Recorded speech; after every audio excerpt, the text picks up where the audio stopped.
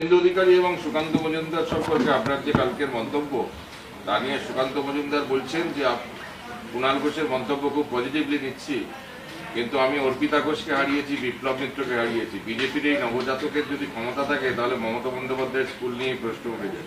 দেখুন, এটা বিজেপি সম্পূর্ণ অভ্যন্তরীণ ব্যাপার, ফলে তাদের মধ্যে কে এগিয়ে কে পেছিয়ে আমরা শুধু বারবার বলছি যে তাদের যারাই থাকুন আলটিমেটলি বিজেপি এখানে হারবে, কারণ বাংলার মানুষ বিজেপিকে শত্রু বলে মনে করে এবং বিজেপি মানুষের বন্ধু নয়। ফলে সুকান্ত মজুমদার বা শুভেন্দু অধিকারী বা দিলীপ ঘোষ মুখ যারাই সামনে থাকুন বিজেপি কিন্তু হারবে।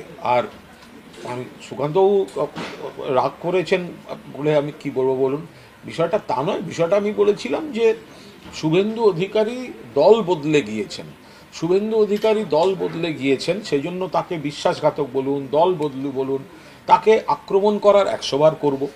কিন্তু পাশাপাশি আমাদের নেত্রী বা নেতা মমতা বন্দ্যোপাধ্যায় বা অভিষেক বন্দ্যোপাধ্যায়কে শুভেন্দু যে কুৎসিতভাবে আক্রমণ করেন তার জবাবে সমান ভাষায় তাকে আক্রমণ করব। কিন্তু বিজেপিতে যারা আছেন, শুভেন্দু অধিকারী তো তৃণমূলের স্কুলিং থেকে গেছেন, ফলে সংগঠনে কাজ করা বা প্রশাসনে কাজ করা, মন্ত্রী, সাংসদ, বিধায়ক, এগুলোতে শুভেন্দু অধিকারীর যে অভিজ্ঞতা সেটা বিজেপির অন্য নেতাদের থেকে বেশি। তো এটা শুনে যদি সুকান্তবাবুর হয়ে থাকে, উনি নিঃসন্দেহে বিজেপিতে নবজাতক, এটা নিয়ে তো কোনো কথা হতে পারে না। তো এখন তিনি একটা নির্বাচনী সাফল্য পেয়েছেন, সে হতেই পারে, কিন্তু তার সঙ্গে রাজনীতি অনেকটা লম্বা দৌড়ের খেলা।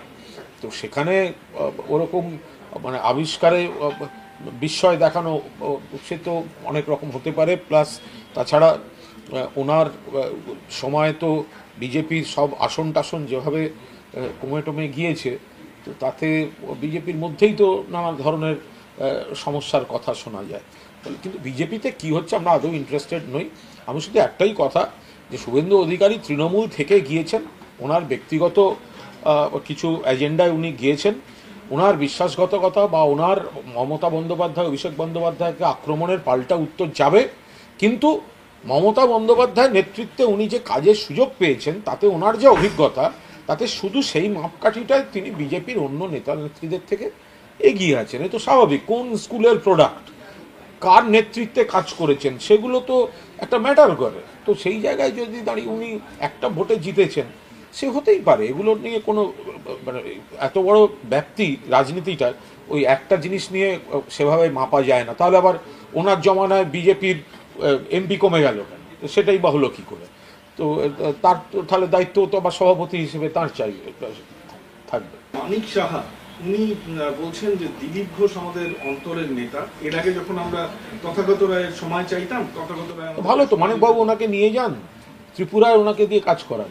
ত্রিপুরার মুখ্যমন্ত্রীর অন্তরের নেতা যদি দিলীপবাবু হন, দিলীপ ঘোষ হন, তো মানিকবাবু নিয়ে যান ত্রিপুরায়। এখানে তো দিলীপ ঘোষকে তো বিজেপি কার্যত অপমান করলো, বিজেপি তাকে সভাপতিত্ব থেকে সরালো, বিজেপি তাকে সর্বভারতীয় সহসভাপতি করে সেখান থেকে সরালো।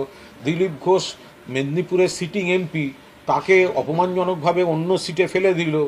তো যাকে ত্রিপুরার মুখ্যমন্ত্রীর যদি তাকে ভালো লেগে থাকে তো সেখানে নিয়েই যাক। তো এগুলো তো সব বিজেপির গোষ্ঠীদ্বন্দ্বের গল্প।